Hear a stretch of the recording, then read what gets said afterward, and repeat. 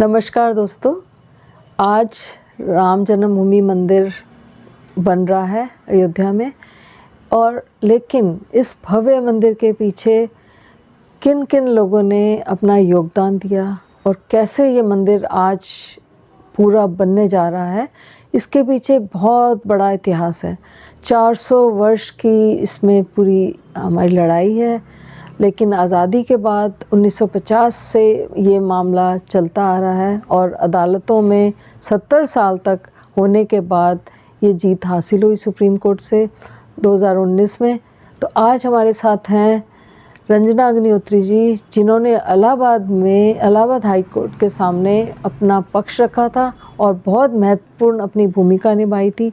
ये यहाँ पे अधिवक्ता हैं और आज हम बात करेंगे रंजना जी से, जो इस मामले में शुरू से जुड़ी हुई हैं और पूरा केस ये बताएंगी कि किस तरह से राम जन्मभूमि ये मंदिर आज जो बना है हाई कोर्ट के बाद, इन्हीं की जो आर्गुमेंट पे सुप्रीम कोर्ट ने इस पे फैसला रखा और इन तर्कों को ठीक ठहराया।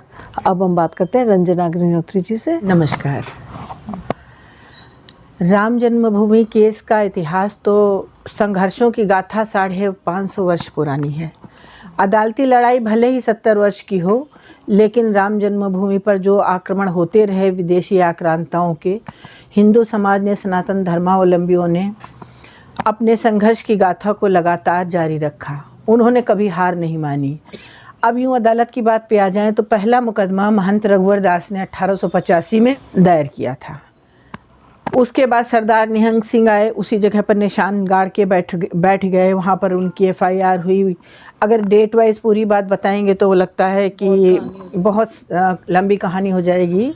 प्रिसाइज में आते हैं। जब 23/24 दिसंबर 1949 को रामलला प्रकट हुए, तब एक FIR दर्ज होती है कि यहाँ पर मूर्ति बैठा दी गई है।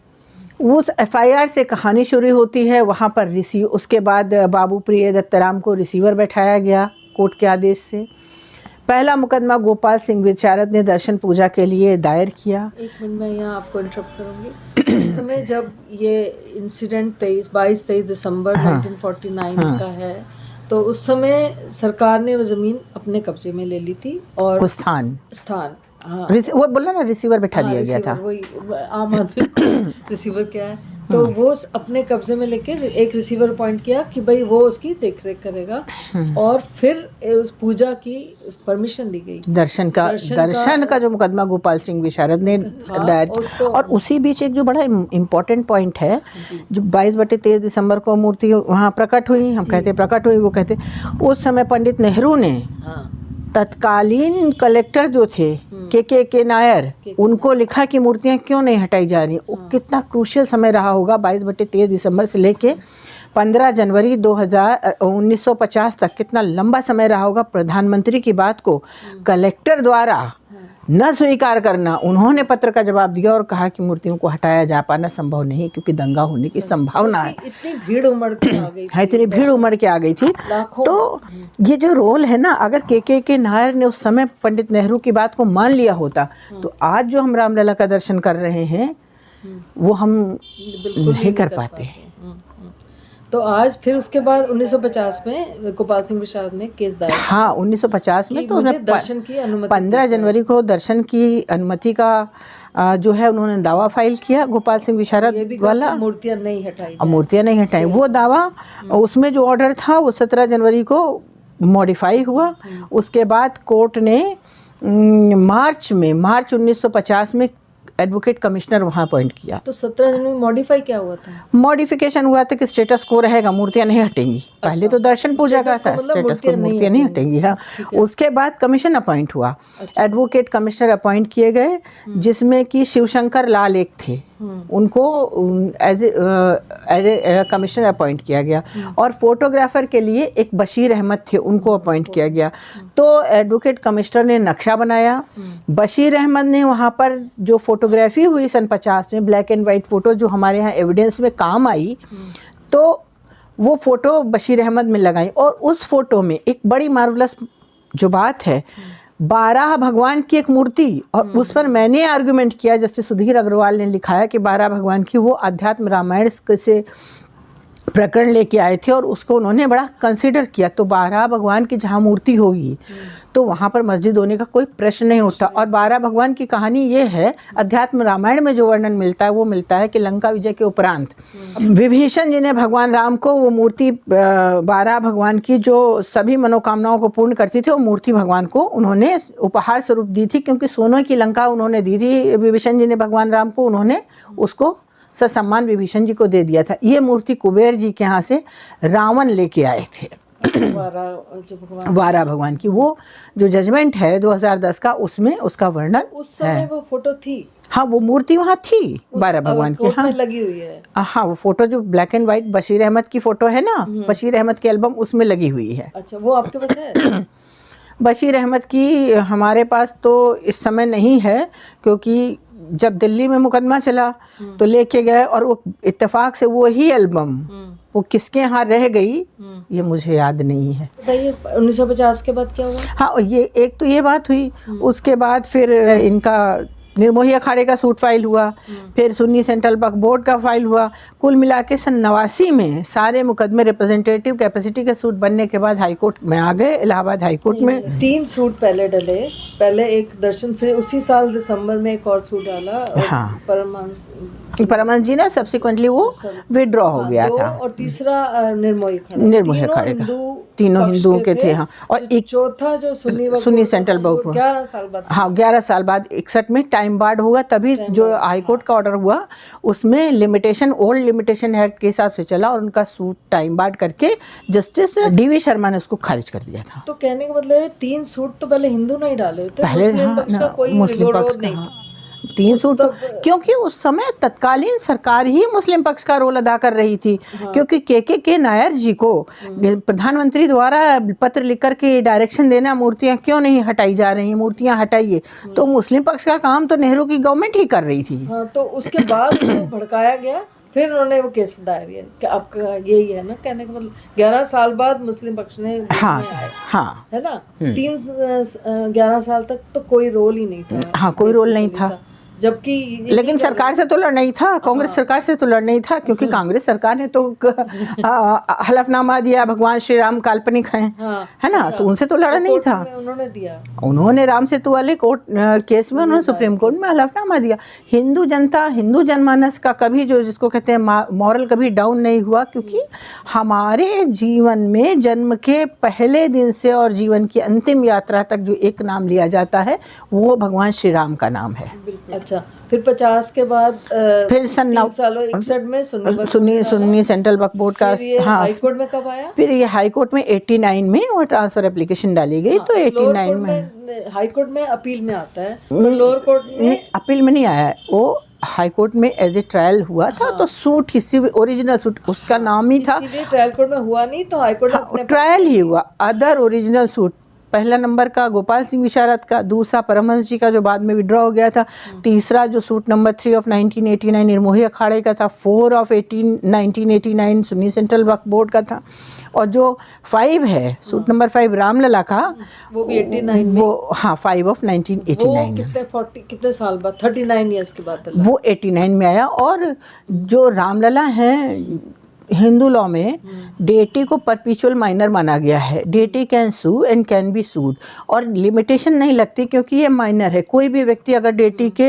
इंटरेस्ट को प्रोटेक्ट करने के लिए किसी समय भी आए अदालत के सामने, तो डेटी के इंटरेस्ट को प्रोटेक्ट करने के लिए कोई भी व्यक्ति एज ए नेक्स्ट फ्रेंड आए, मैनेजर आए, सरवराकार आए, तो ही can sue on behalf of deity for benefit of deity. ये सुप्रीम कोर्ट ने भी बहुत सारे जजमेंट्स में ये बात कही है। बताइए कि डेटी मतलब कि डेटी माने मूर्ति, मूर्ति माने वो जो जिनको हम प्राण प्रतिष्ठित मूर्ति। हाँ, तो उसको भगवान को भी एक पार्टी माना जाता है कोर्ट में, कि हिंदू लॉ में मूर्ति को भगवान को शाश्वत अवयस्क माना जाता है। हाँ। जैसे कि कोई बच्चा 18 साल से कम का होता है, तो अगर वो मुकदमा करना चाहे अपने इंटरेस्ट को प्रोटेक्ट करने के लिए, तो उसके प्रोटेक्शन के लिए वो उसके पेरेंट्स आएंगे, या उसका कोई फ्रेंड होगा, वो नेक्स्ट फ्रेंड होगा वो आएगा, या उसका कोई वेलविशर आएगा, तो वो पार्टी बनेगा और उसके बिहाफ पर वो मुकदमा फाइल करेगा। तो रामलला का मुकदमा थ्रू नेक्स्ट फ्रेंड फाइल हुआ। रामलला आए अदालत में और रामलला के मतलब रामलला स्वयं आए। हाँ बिल्कुल स्वयं आए, हाँ स्वयं आए, हाँ और उन्होंने अदालत हाँ शुरू करी। हाँ अच्छा, इससे पहले बीच में एक बार ताले खुले थे 86 में। हाँ ताला खुला था 1 फरवरी 86 में। वो क्या था उसका? वो ताला खुलने की एक एप्लीकेशन जस्टिस के.एम. पांडे वहाँ पर जज हुआ करते थे, उनके सामने एक एडवोकेट थे वीरेश्वर द्विवेदी जी, और वो यहाँ लखनऊ में भी आते थे। फैज़ाबाद के बड़े अच्छे बड़े नामी एडवोकेट थे, हम लोग उनको बाबा कहते थे और हम लोगों को वैसे ही वो प्रोटेक्ट करते थे। तो उन्होंने एक एप्लीकेशन डाली थी और एप्लीकेंट उसमें उमेश चंद्र पांडे थे, वो भी एक एडवोकेट थे। तो उस एप्लीकेशन को कोर्ट के सामने जब वो एप्लीकेशन पुटअप हुई तो जस्टिस के.एम. पांडे ने एसएसपी और डिस्ट्रिक्ट मजिस्ट्रेट से रिपोर्ट मंगाई कि अगर ताले, और पूछा गया, जो पहला प्रश्न था कि ये ताले किस आदेश से लगे हुए हैं, कोई आदेश ही नहीं। हाँ, तो इधर से डिस्ट्रिक्ट मजिस्ट्रेट का आंसर आया कि ताले लगाने का कोई आदेश नहीं है, तो ताले क्यों लगे हैं इसमें भाई? तो कोई उत्तर ही नहीं था। कोर्ट ने तीसरा सवाल एसएसपी से पूछा कि अगर ये ताले खोल दिए जाएं तो कानून व्यवस्था, सुरक्षा व्यवस्था आप कैसे संभालेंगे? क्या सुरक्षा व्यवस्था भंग होने की संभावना है? तो ये तीनों सवालों का जवाब आया कि ये कोई भी सुरक्षा व्यवस्था भंग नहीं होगी। इसी बात को लेके ताले खोले गए और उसके बाद भगवान का दर्शन ओपन हुआ। अच्छा, फिर 86 बाद फिर हम वापस हाई कोर्ट आ जाते हैं। फिर हाई कोर्ट में कितने दिन तक ट्रायल चला? और फिर हाई कोर्ट में 89 से शुरू हुआ। 89 को मुकदमा आया, रिप्रेजेंटेटिव कैपेसिटी का बन के आया कि यह हिंदू और वर्सेस मुसलमान सुन्नी सेंट्रल वक्फ बोर्ड की तरफ से थे और हिंदुओं का मुकदमा रामलला की तरफ से। सारे सूट कम वो हो गए थे, इसमें जो है एक साथ कंसोलिडेट हो गए थे। उसके बाद 89 से लेकर के 30 सितंबर 2010 को इलाहाबाद हाई कोर्ट की लखनऊ खंडपीठ के 3 माननीय न्यायमूर्तिगण, जिसमें justice D V. Sharma, justice Sudhir Agarwal और जस्टिस एस.यू. खान थे, इन्होंने ये आदेश दिया और तीनों लोगों की जो इसमें सहमति थी कि रामलला का स्थान वही है जहाँ रामलला विराजमान है। अच्छा, तो एक बार ये लैंड जो रामलला विराजमान जो जगह है, इसे भी एक पार्टी बनाया गया था। हाँ, उसका क्या कारण था? पार्टी मतलब क्या एरिया को नाप या सारी अयोध्या थी? इस पर तो बहुत लंबी आर्गुमेंट हुई है और इसमें हम जो थे सूट नंबर 4 में डिफेंडेंट नंबर 20 अखिल भारतीय श्री राम जन्मभूमि पुनरुद्धार समिति, जिसके अध्यक्ष और संरक्षक जगतगुरु शंकराचार्य स्वामी स्वरूपानंद सरस्वती जी महाराज थे, उन्होंने ही अपनी कृपा दृष्टि करके मुझे इस मुकदमे में एज ए वकील अपॉइंट किया था। उन्हीं के आशीर्वाद से मैंने काम किया, पूरी ईमानदारी से, गुरुजी के आशीर्वाद से मैंने इसको किया। तो अखिल भारतीय श्री राम जन्मभूमि पुनरुद्धार समिति, रामलला के केस में रामलला विराजमान और जन्मभूमि स्वयं पार्टी, क्योंकि यहाँ पर बात यह है कि अयोध्या, मथुरा, माया, काशी, कांची ये मोक्षदायिनी नगरी हैं। जन्मभूमि के दर्शन मात्र से ही मोक्ष की प्राप्ति होती है। वो कोई मंदिर नहीं है, यहाँ मंदिर बनता या ना बनता, लेकिन जन्मभूमि स्वयं पूज्य देवता है, क्योंकि वहाँ पर भगवान स्वयं अवतरित हुए थे, इसलिए जन्मभूमि को एसडीटी पार्टी बनाया गया था। ठीक है, हाँ। तो फिर जब आपकी सुप्रीम कोर्ट गया, उसके बाद 30 सितंबर 2010 को जब जजमेंट आया, उसके बाद दोनों ही पक्षों ने अपील फाइल करी। हमारी अपील भी 2011 में दायर हुई थी। अखिल भारतीय श्री राम जन्मभूमि पुनरुद्धार समिति की तरफ से अपील एडमिट हुई और रामलला की भी अपील थी, और जो और पक्षकार थे जैसे हिंदू महासभा थी और निर्मोही अखाड़ा थे, उनकी भी अपील थी। सारी अपीलें कोर्ट के सामने एडमिट हुई। सुन्नी सेंट्रल वक्फ बोर्ड की अपील थी और क्या कहते हैं, एक अपील कोई और मुझे नाम नहीं याद आ रहा है। तो इन पर सब सुनवाई हुई। सुनवाई 2011 से अपीलें फाइल हुई, 9 वर्ष सुप्रीम कोर्ट में चला और इसे हम अपना परम सौभाग्य ही कहेंगे, भगवान श्री राम की कृपा कहेंगे। और समय का चक्र है, घूम के आता है। जिस प्रकार मंदिर तोड़े गए थे, हमारी अस्मिता के साथ खेल हुआ था। भगवान ने 5.5 वर्ष अपनी लड़ाई स्वयं लड़ी और भगवान की कृपा थी कि जिन जिन लोगों को इसमें अवसर मिला, मुझे भी अवसर मिला, तो मुझे तो भगवान की असीम अनुकंपा रही कि इतने बड़े यज्ञ में मुझे भी एक आहुति डालने का अवसर मिला। और 22 तारीख को भगवान श्री राम का जो मंदिर की प्राण प्रतिष्ठा हो रही है उसको भी देखने का अवसर मिलेगा। हाँ, तो मैं तो बहुत भाग्यशाली हूँ। इस दौरान हाई कोर्ट में किस किस तरह की आपको समझ है, आपस में कोई बहस लड़ाई वड़ाई होती थी क्या आर्गुमेंट के समय? देखिए, हाई कोर्ट में ये जो मुकदमा चलता था तो हम एज एडवोकेट सन 2000 में मैंने अपनी पावर फाइल की। उसके पहले हम जा कर के बैठा करते थे, और भगवान की इसको कृपा ही कहेंगे कि हम जब बैठते थे तो हम ये जाके सोचते थे कि इतना बड़ा केस है और भगवान श्री राम की कब कृपा होगी कि मुझे भी इसमें, क्योंकि हम ये देखते थे कि हिंदू पक्ष के जो वकील आते थे, हो सकता है मेरी भूल भी हो, उनके ऊपर जो मुस्लिम पक्ष के लोग थे वो मुस्लिम पक्ष के लोग काफ़ी रहते थे, संख्या बल उनका ज़्यादा रहता था, हिंदू पक्ष के लोगों के ऊपर वो हावी होते थे।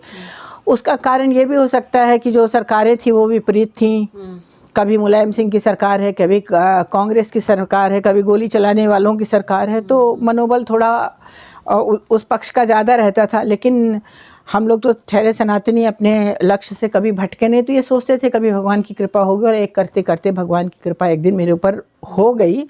हमारे इसी मुकदमे में कलकत्ता से पूज्य महाराज श्री के एक शिष्य थे, उनका नाम था श्री राजेंद्र प्रसाद शुक्ला जी, वो आए हुए थे।